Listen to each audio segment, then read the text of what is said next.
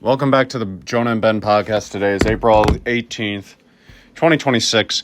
Red Bulls travel away to CF Montreal. This will be the second game. They've already played against each other.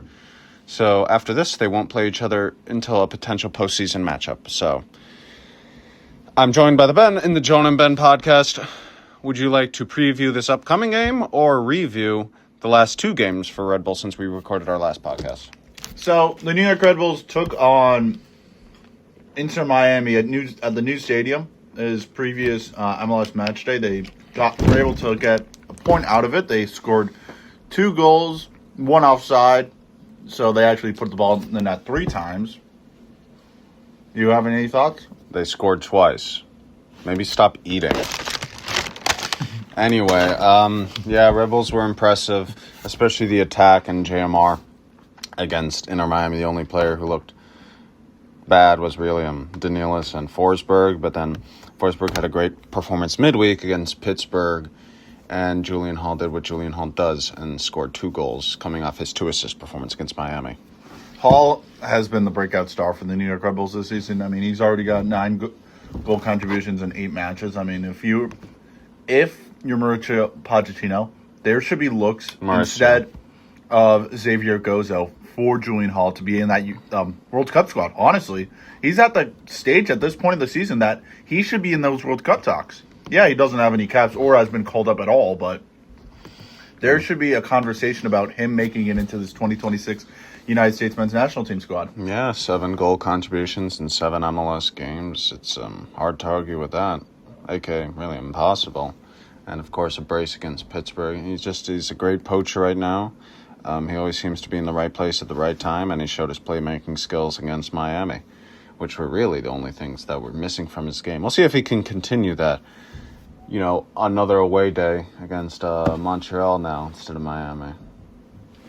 Yep, and against the Pittsburgh Riverhounds, the Red Bulls they played a decent game. They very sluggish second half. Yeah. They totally went into third gear. They just did not care. The quality difference between MLS and the USL Championship.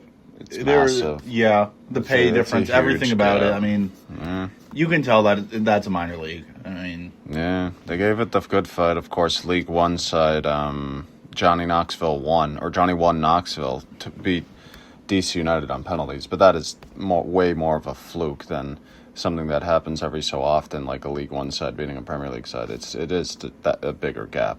I mean, DC should be embarrassed. They lost. I'm sure they blew at home a 1-0 lead and a 3-2 lead to fucking one Knoxville Sporting Club. Has anyone heard of that team before? Nope. That was their first win against an MLS side, and they probably lost at will be home. Their only one ever. Yeah, in the shootout. Mm-hmm. So as much as it's like kind of silly that Red Bulls, started a lot of their best players, but it could be worse. It could be DC. At least Red Bulls, Red Bulls won the game in the first half. DC couldn't even win.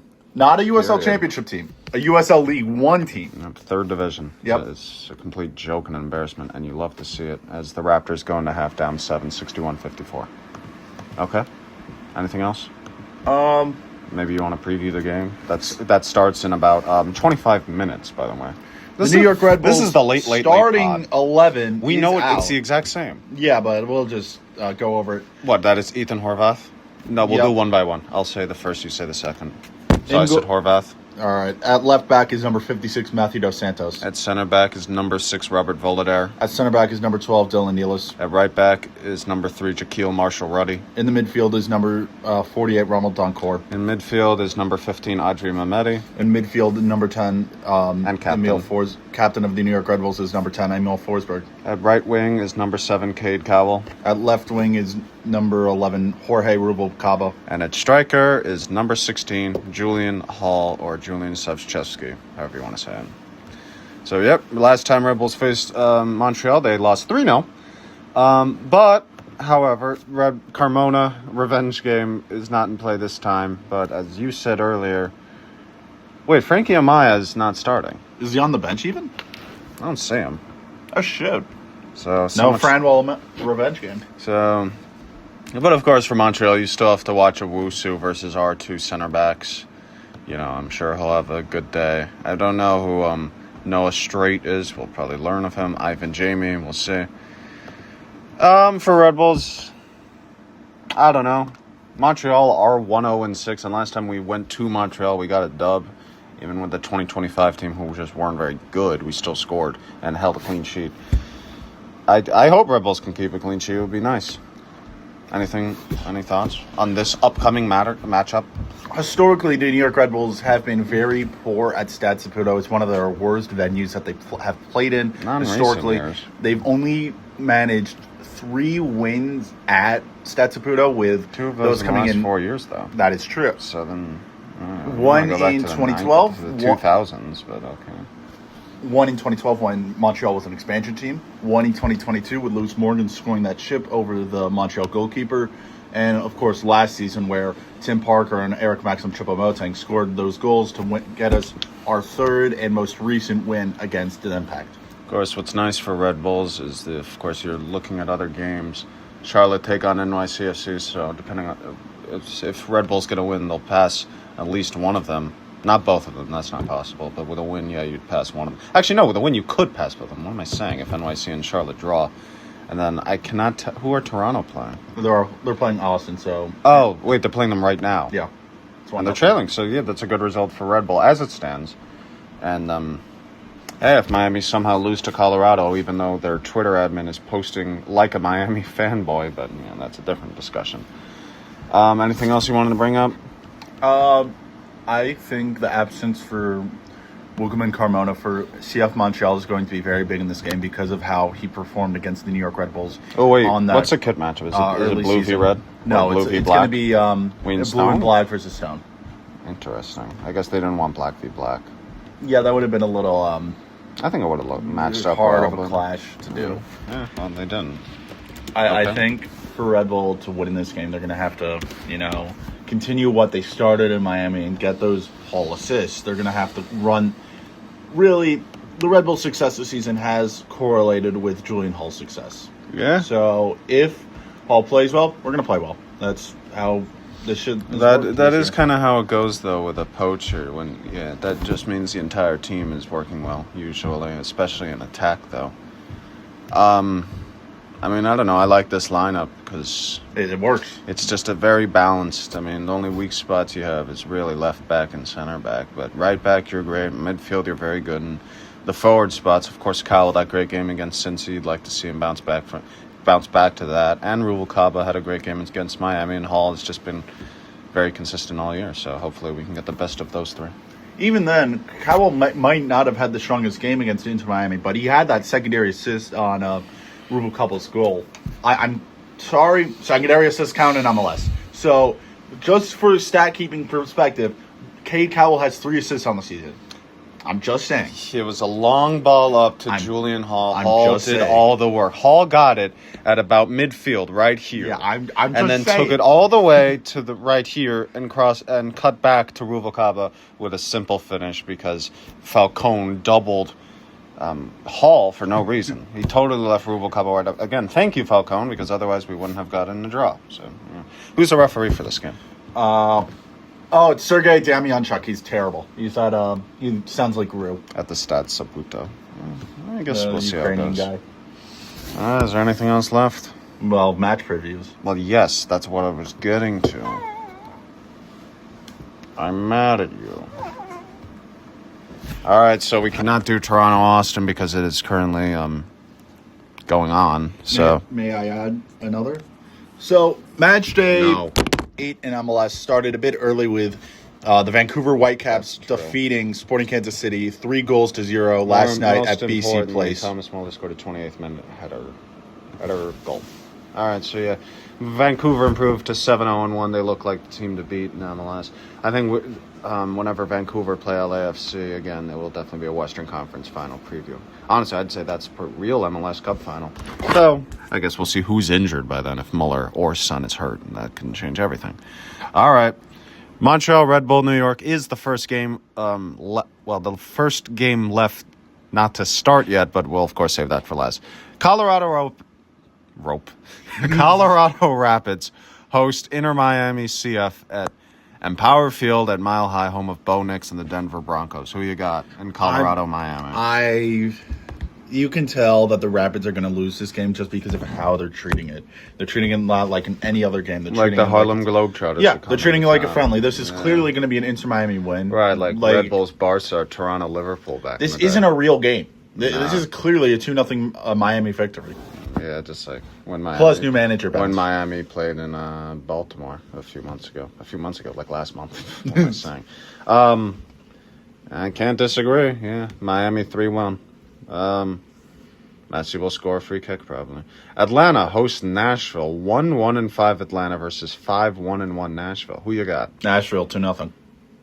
Nashville 2-1. Cincinnati 2-1-4 take on Chicago Fire 4-1-2. In this edition of Walmart Saturday Showdown, Cincinnati will play the Fire. I've got to have the road team taking a victory in this game. Yet again, it's going to be a 3-1 victory for the Chicago Fire Football Club. 2-2. I think Cincy have to prove to themselves that they're not actual bottom feeders yet, but I mean, they will. Chicago is a surprisingly good start to the season. New England host also another crappy Ohio club, 1-3-3 Columbus. I'll start with this one. This is kind of a boring matchup. 296 clubs, right? Yep. Two of the OGs. New England 2-1. 1-1. It's not a very enticing matchup. Enticing matchup in scoreboard watching for the Rebels, I mentioned earlier, is NYCFC take on CFC. Both 3-2-2. Same record as the Red Bulls. This game at Citi Field will end up with a Charlotte victory with the Crown scoring 4-1 at Citi Field. I'm sure they have a post ready because they are the Queen City and they're playing in Queens. But I think 2-2, which would be the best result for RBNY. Or, well, just a draw would be. But I got 2-2. OCSC, two clubs who are pretty terrible this season. Orlando City Soccer Club take on Houston Dynamo. The Dynamo had a pretty convincing win midweek against the El Paso Locomotive. I'm going to have the Dynamo take this one 1-0 at Exploria Stadium. You're having them win because they beat a club named after a train? Well, because they had a cool poster with a fox. That is true. Okay, 1-1. I mean, both of these teams are terrible. Orlando also with a new manager bounce. Well, that didn't really help last week. The third worst matchup possible. Philadelphia Union hosts DC United in the Battle of the Israelis. They're both awful. Fuck this game. I'm not predicting this. Are you serious? Yeah. Israel 3, Israel 2. You can make that out. FC Dallas host LA Galaxy at Toyota Stadium. Who you got? In this battle of 296ers, I'm going to take the Los Angeles Galaxy beating FC Dallas with a scoreline of 2-1. This is a classic matchup. 2-2. That should be the Walmart Saturday Showdown, but whatever. Tottenham are going to get their first win of the season, or first Premier League win of 2026, I should say, which is pretty remarkable. Minnesota United take on Portland Timbers.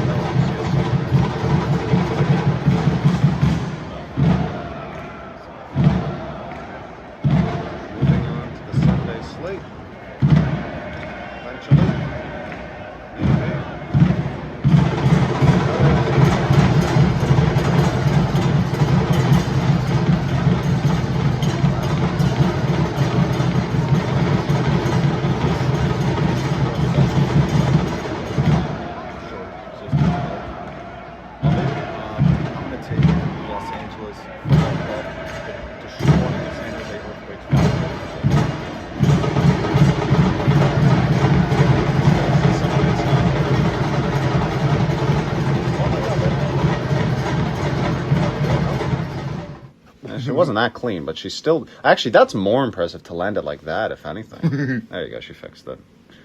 There goes the goat. Or the panda. LAFC 3-2. Dennis Bouanga, 94th minute winner.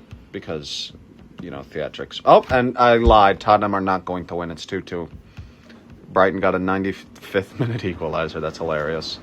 So Tottenham will stay in the relegation zone. But we're talking about a more important league, MLS. CF Montreal host RBNY in about 14 minutes. Who you got at the Stade Saputo? In a house of horrors, the New York Red Bulls will shock the world, taking a 3-0 victory at the Frenchies with goals coming from Julian Hall, Adrian Mehmeti, and Shaquille Marshall-Rutty. Well, is that offensive? French, not. I mean, probably not. It just surprised me. Saloy scored for Toronto FC, by the way. In the 52nd minute, I have RBNY winning 2-1. I think it's going to be a copy of the Orlando game where they score first half goal, 38th minute or so, probably from Cowell, and then the 70th minute goal. That's basically the dagger from Hall, and then in the 92nd minute, because Red Bull cannot close for shit sometimes, they give up a sloppy goal to Owusu. Who are your goal scorers? I said Hall, Mehmeti, Marshall-Rutty. My bad, bro. I don't know. I didn't hear you. Oh, I didn't. Okay, goodbye.